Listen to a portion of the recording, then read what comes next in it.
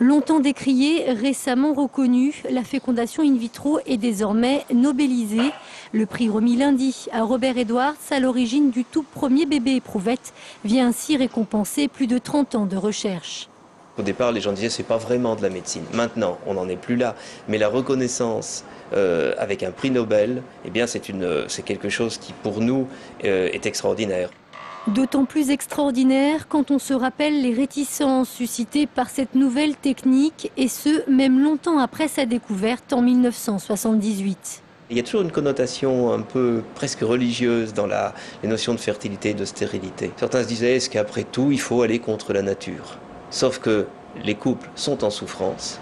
Des couples qui ont d'ailleurs désormais de plus en plus recours à la FIV. Chaque année, ce sont près de 1500 ponctions qui sont pratiquées à Lyon.